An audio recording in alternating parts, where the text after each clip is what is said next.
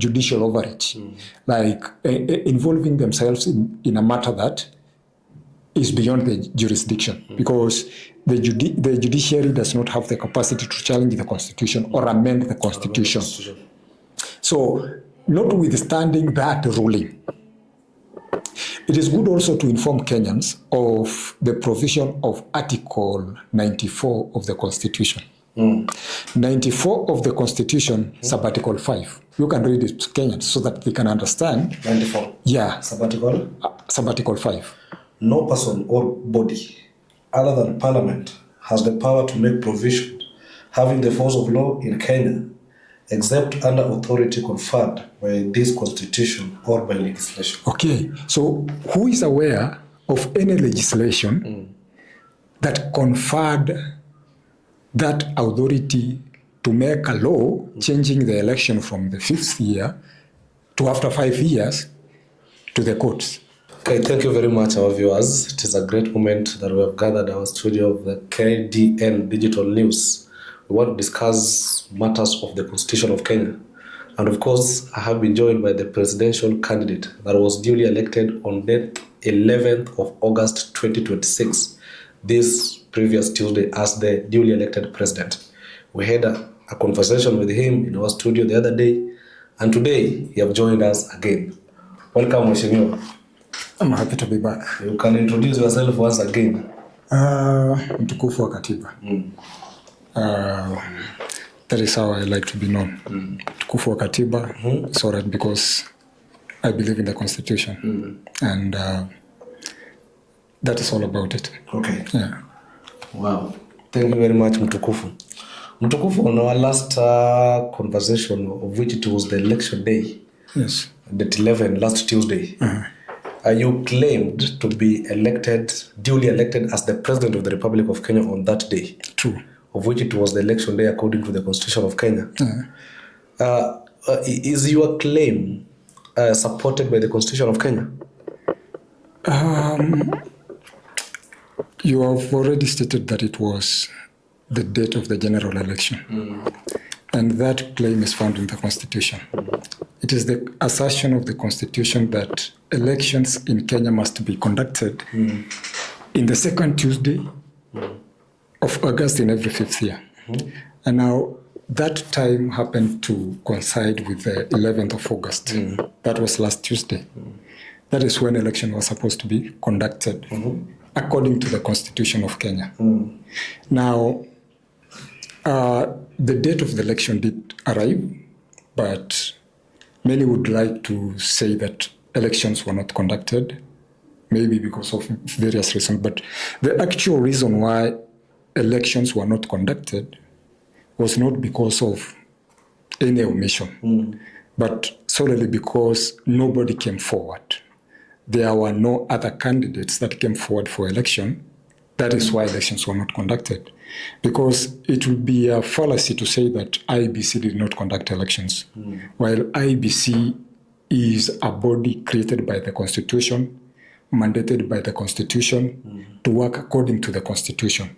So if IEBC is that electoral body, then there is no way it could have not conducted elections according to the Constitution.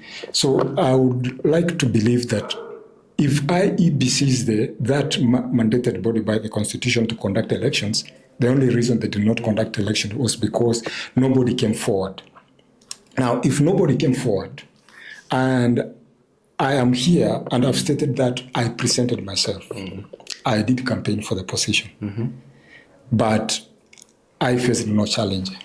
So according to Article 138 of the Constitution of Kenya, it clearly states that in the event that only one candidate is nominated for election, that candidate shall be declared. And that is where my claim rests. So you were duly elected? I was duly elected according to the Constitution because nobody else came forward to vie for the position of President of Kenya. Wow. Yeah. So if I would ask again, election is conducted with the view of forming a government. True. And the government is supposed the government is supposed to effect the will of the people, knowing that there were no election and the people are generally comfortable with the 2027 election. Is your claim not going against the Constitution of Kenya? Well, there is no way that you can comply with the Constitution and violate the Constitution unless the Constitution itself is mired in inconsistencies or controversies. But on that question, there is no controversy or inconsistency. It is the requirement of the Constitution that elections be held in every fifth year, which happens to fall on the 11th of August in this year, current year 2026. So if we are to say that the elections are supposed to be conducted so as to form government, which government should be the will of the people, then I would like to direct you to the first article of the Constitution. And if you could please go to Article 1 of the Constitution, Sub-Article 1. Article 1, Sub-Article 1. Sub-Article 1. And then let us make people understand what the Constitution is all about, and why we say that everything must be done in accordance with the Constitution. So, Article 1, Sub-Article 1 of the Constitution. Article 1, Sub-Article 1. Yeah. Should I read it? Yeah, read it. It says, a sovereignty of the people. All sovereign powers belong to the people of Kenya and shall be exercised only in accordance with the Constitution. Now, that is the point. What does the last part of that article say? The last part. The last part says, shall be exercised only in accordance with the Constitution. Only in accordance with the Constitution. Now, you know, the problem that we have with many people is that people know, and most people know a lot of things, but very few people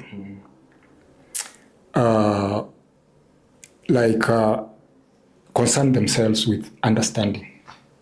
You know, knowing is not understanding. Knowing is just the superficial part of it. But the real content lies in understanding. You can know a lot of things, but understand very little. So it all depends on how you approach matters. I would assume that almost every Kenyan knows what Article 1 of the Constitution says. Yeah, exactly. They all know that sovereign power belongs to the people of Kenya and shall be exercised only in accordance with the Constitution. But how many have delved deeper to understand now the significance of that statement?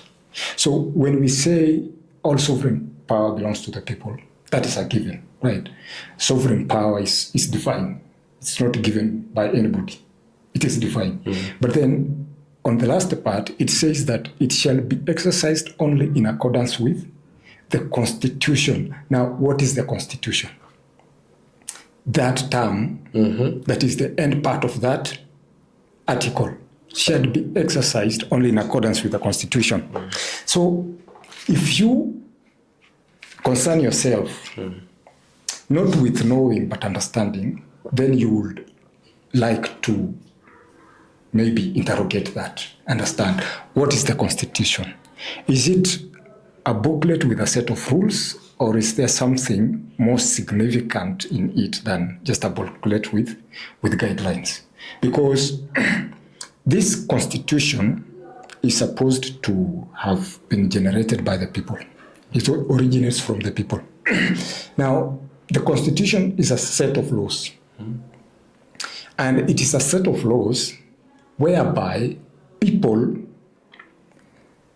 develop to a stage where they let reason lead them.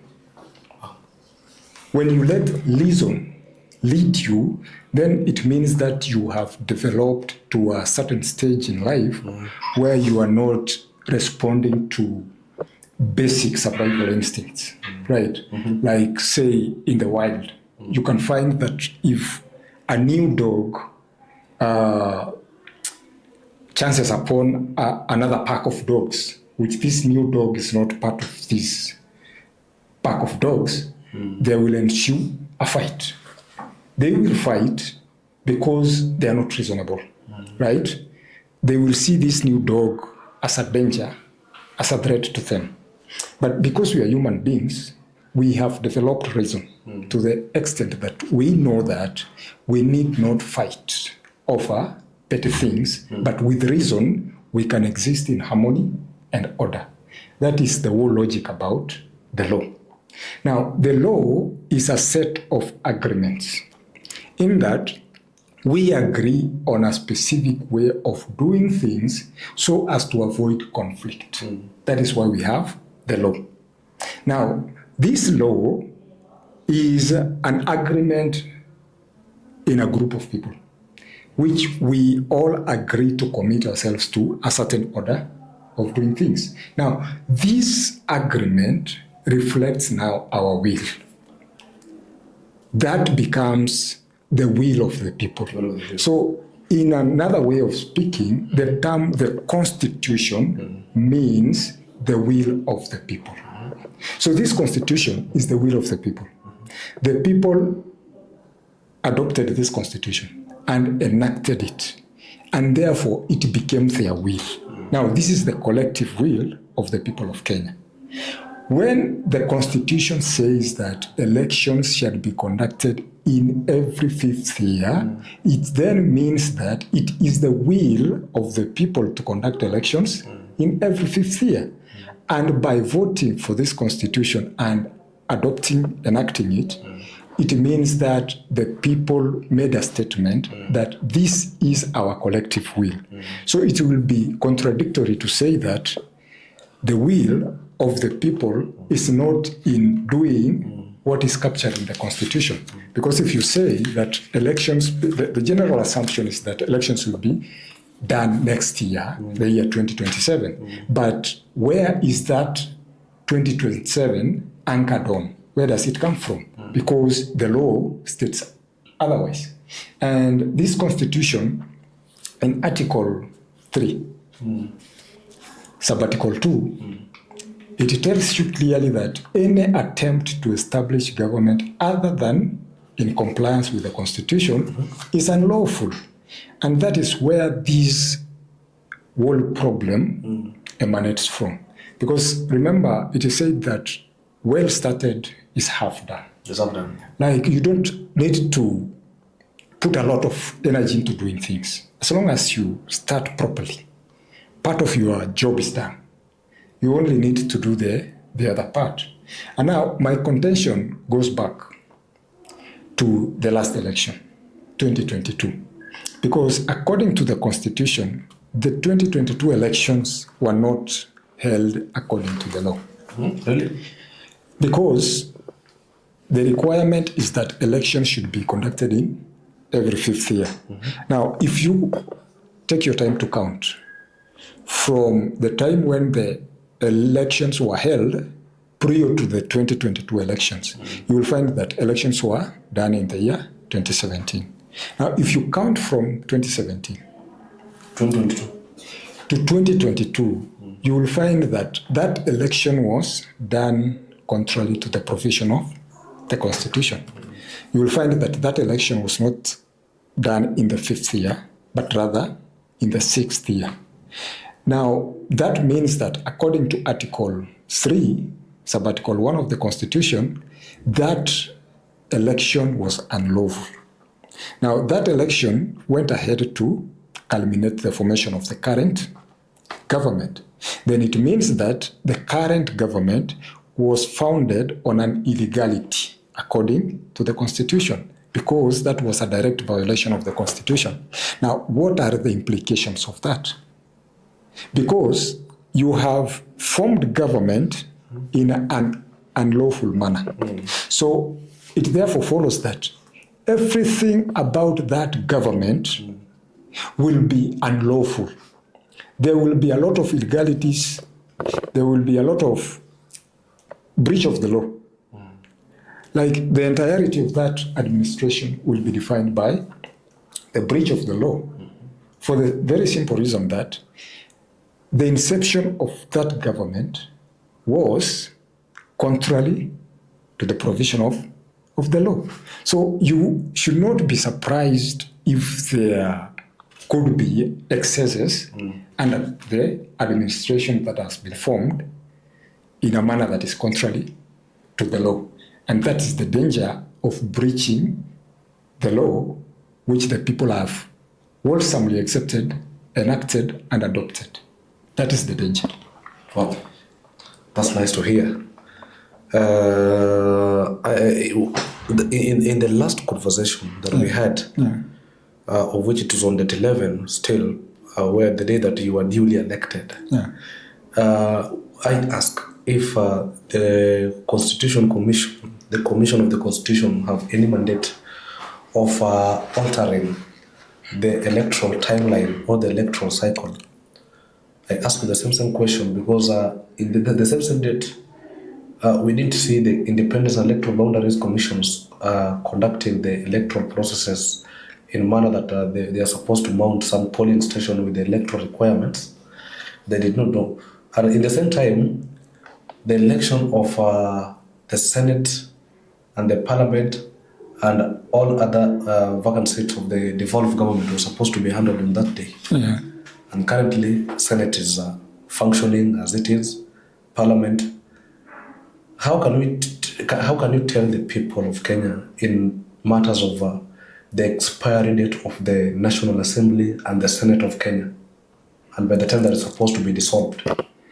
Now, as we speak, if the Constitution of Kenya 2010 is still the governing law in this republic, then Parliament stands dissolved. At this time? At this time, it stands dissolved. And for the benefit of the viewers, maybe you can read to them what Article 1 or 2 of the Constitution, that is their Constitution, says. Article 1 or 2? Article 102 of the Constitution of Kenya 2010. That will settle that question on when the term of Parliament ought to expire or to have expired. You have said for the purpose of the viewers. Yeah. Article 102, sub-article 1. The term of each House of Parliament expires on the date of the next general election. Now, there is no question as to when the date of the supposed election should have been. That was even affirmed by the court. So Parliament stands dissolved. Now, what that article says is that the term of each House of Parliament expires at the date, not on the day when elections are held, but on the date of the general election. There is no other date of the general election under the Constitution of Kenya 2010 other than 11 of August 2026. Now, once you arrive at that date, now the expiry of the term is automatic. Whether elections were done or not, the term of Parliament expired on that day. So anybody right now who claims or purports to be a member of Parliament and he was not elected on the 11th of August 2026, that person at least should be arrested for being an imposter, because that also is addressed by Article 2 of the Constitution. And for the benefit of your viewers, if you don't mind, you can read to them what it says. Article 2. Article 2, sub-article 2 of the Constitution. No person, that is Article 2, sub-article 2. Yeah. No person may claim or exercise state authority except as authorized under this Constitution. So if somebody right now claims to be a member of Parliament and was not elected according to Article 101 of the Constitution, where does that person get that authority from? Because the Constitution has clearly spelled out that you cannot claim or exercise state authority. So by now, if there are people who still think that they are members of Parliament, they should be disabused of that notion. And if they insist, they should be treated as criminals and be treated as such. There is no other way to that. Wow. That is the The way things are. Can we not have members of There are parliament? no members of parliament. Under the senators? They could be imposters. Under the constitution, parliament comprises the Senate and the National Assembly. And the election of the Senate and National Assembly is what constitutes a general election. So if the general election was not conducted,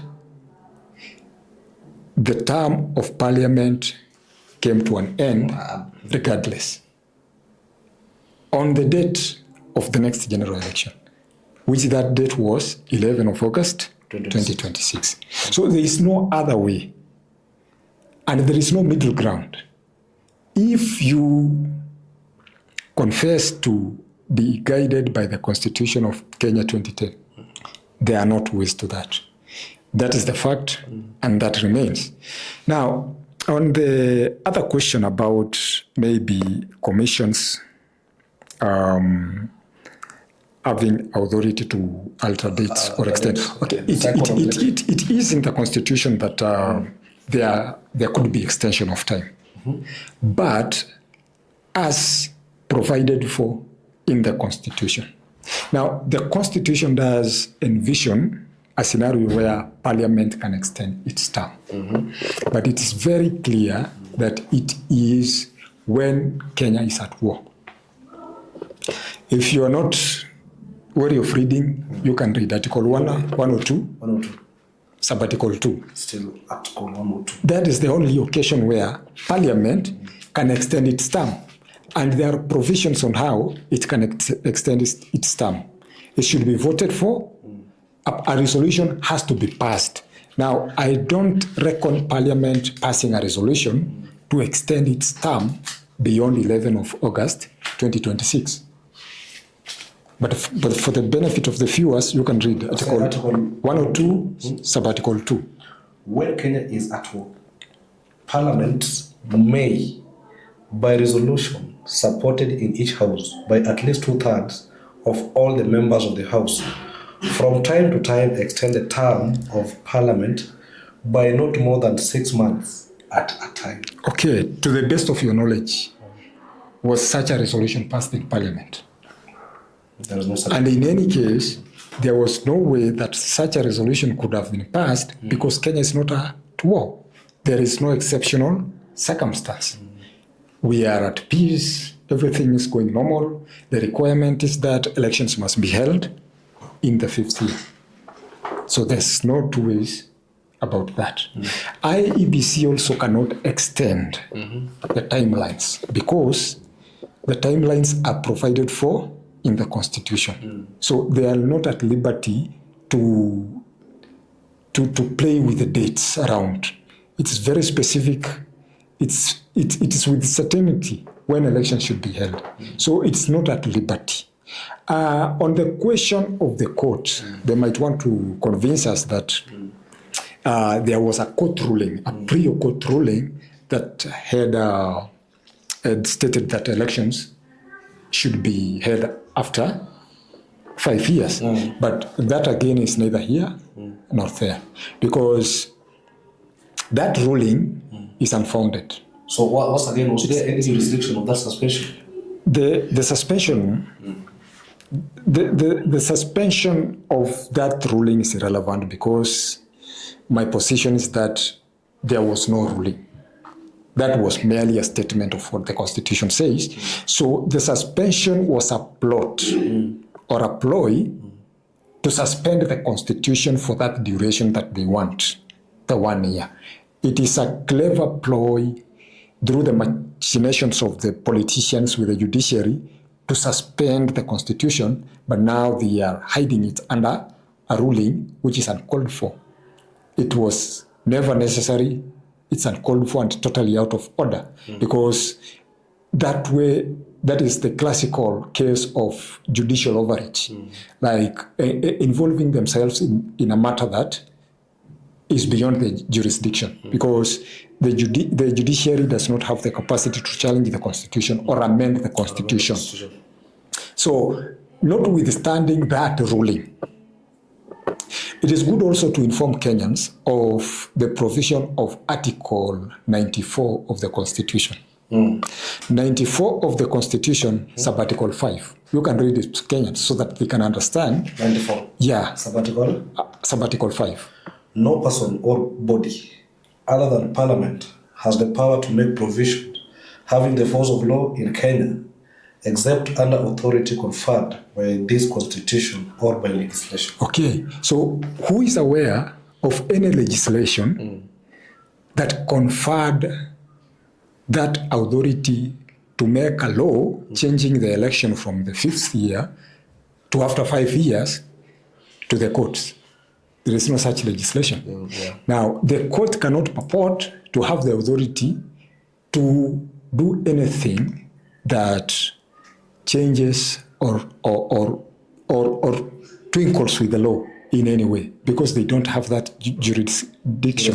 And that has been made clear by Article 94, Sabbatical 5. So there is no way that the IEBC can hide behind a court ruling, because it has been instructed that on matters of the law, it is either Parliament makes a legislation or nobody has the authority to make any provision with a force of law. Now, the question about the altering of the date of the elections cannot originate from court. IEBC is bound by its obligation to the Constitution. And in Article 249 of this Constitution, it spells out how commissions ought to conduct themselves. Article 249, I think 2, compels IEBC to only comply with the Constitution. Comply with the Constitution. Article 249.3. I think I should read them. Yeah, if you can. 249. You say 249? 249, Sabbatical 2. 249, Sabbatical 2. Where is it? I think it is here. 249, Sabbatical 2. The commissions and the holders of the independent offices are subject only to this Constitution and the law. That was A. And B. Are independent and not subject to direction or control by any person or authority. So they are only subject to the Constitution, and they are not subject to control or direction from any person or authority. So there is no way that IEBC can hide behind a court ruling, not even if Parliament passed the legislation altering the election dates. IEBC cannot hide behind that, because even an amendment to the Constitution, even if it can be made by Parliament, but it has to comply with the Constitution as provided for in the Constitution. And in this case, you cannot alter the election dates, because it is an express requirement that to change the term of president, that can only happen through a referendum. That you will find it in Article 255F of the Constitution, that any amendment touching on the term of the president can only be done through a referendum. So unless the people... You said Article 255? 255. That is an amendment of the Constitution in Chapter 16? Yeah. Sabbatical 1. Go to F. F. Yeah. You can read 1 and then go to F. Sabbatical 1F. Yeah. Sabbatical 1 says the proposed amendment to this Constitution shall be enacted in accordance with Article 256 or Article 257 and approved in accordance with Clause 2 by referendum. So that's in F. By referendum? By referendum. That is, if it touches on F, the term of the office of the president. Yeah, so there is no way that you can touch the timelines of the elections without a referendum, because all elections are tied or are predicated to the election of members of Parliament, which is a general election. The election of a president is attached to that. So touching a general election means touching the election of the president, which cannot be done unless by A referendum. So if Kenyans have not gone to a referendum to approve the change of term, anything that insinuates to that effect, any insinuation to that effect is null and void, as long as this constitution is the constitution of the land. So it cannot happen. Okay, I think the final question I ask regarding the court verdict pertaining the date of election that was supposed to be handled in the date 11 of August, and that is in this week, I think in the previous Tuesday. Up to now, there is no any further communication from the Independence and Electoral Boundaries Commission. And as the duly elected president, and of which is supposed to be announced by the Electoral and Boundaries Commission, what could you say, or what can you comment by the 0 respondents from the IEBC? I don't think as we speak that we have an IEBC. We don't have an IEBC for the simple reason that the body purporting to be IEBC is not functioning according to the directions of the Constitution. That is not the IEBC of the Constitution, but maybe another body that insinuates to be IEBC but serving some interests which are not known to the Constitution. So we cannot say that we want a response from IEBC. For all that I care, IEBC is that body created by the Constitution and mandated to act and comply to the Constitution. If there is such a body, I would like to engage it. But if there isn't, then I don't recognize it, because that is not the body that is created by IEBC for the purposes of conducting elections in the Republic of Kenya. I don't think that I need to engage with them unless they comply with the law. So is the current IEBC working against the Constitution of Kenya? It is either working according to the Constitution or contrary to the Constitution. And the requirement is that it shall hold elections every 5th year. If it holds elections in every 5th year, it is working according to the directions of the Constitution. But if it's doing anything outside of that, then it is working against the Constitution. And that cannot be the body founded under the Constitution for that purpose. It is not. Wow.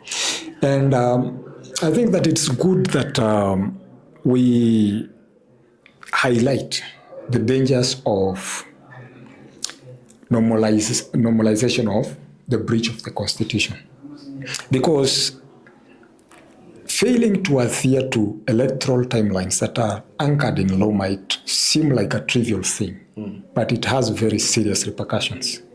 Because if there is one thing that is very prominent about this administration, it is the culture of goonism. The culture of goonism is prospering and threatening. Yeah, it is threatening to spill out of control. So if I could ask, because we have seen from both political divide, whereby the state is purporting that the opposition is using goon, at the same time opposition are purporting that the goons that are causing mayhem, chaos, are state-sponsored goons. Is it constitutional breakdown of law for the state to use goons? Okay, there is only one scenario that justifies what is happening. The culture of goonism. And the scenario is when there is loathing for the rule of law. There is a total disdain for the rule of law. And I've already traced that to the beginning. The beginning of it all is when you hold elections, which is the inception of government, contrary to the law. So you start breaking the law at the very beginning. Breaking of the law becomes normalized throughout that administration because there is total disregard for the sanctity of the law.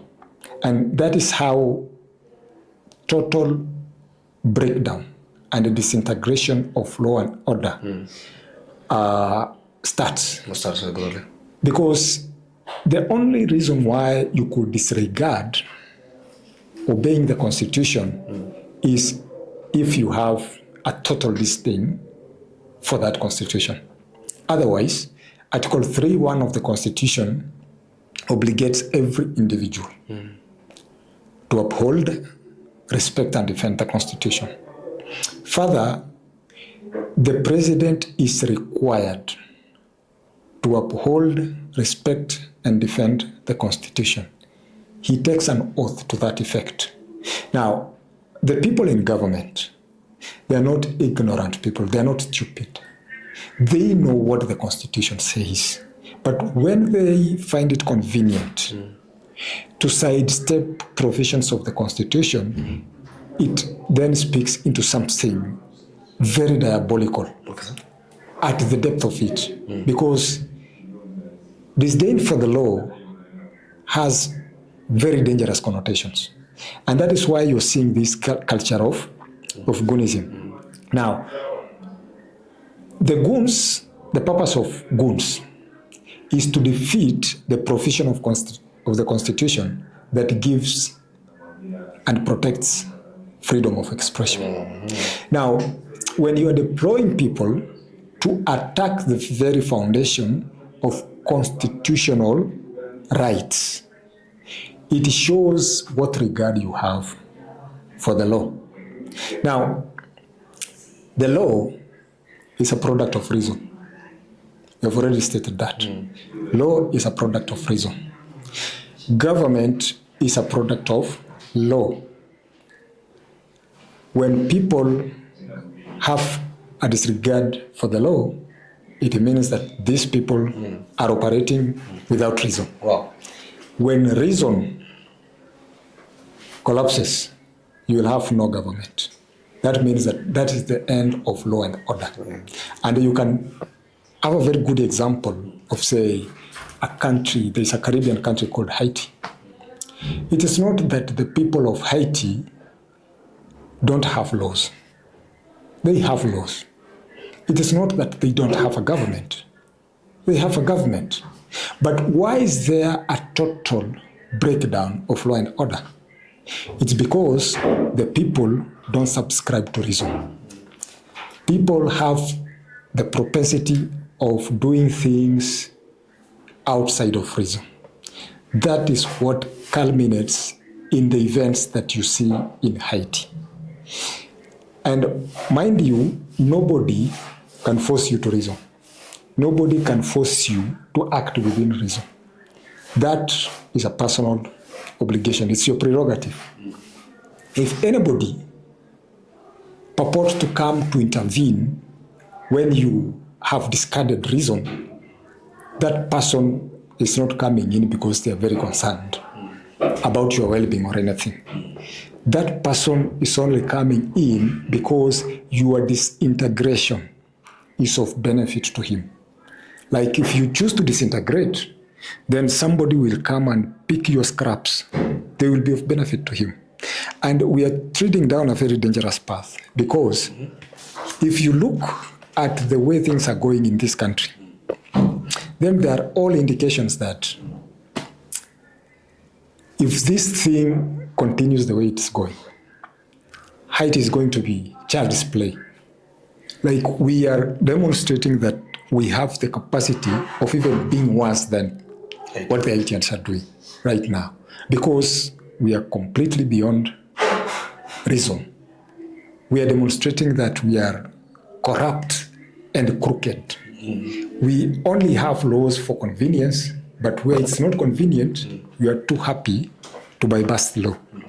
And the consequences to that are very dire. So unless people take warning and know that the law is there to ensure that there is law and order, then it is good to say that then they're making a choice for the opposite of it. Thank you very much. Thank you very much. I think we are going to catch up in the next episode of the discussion.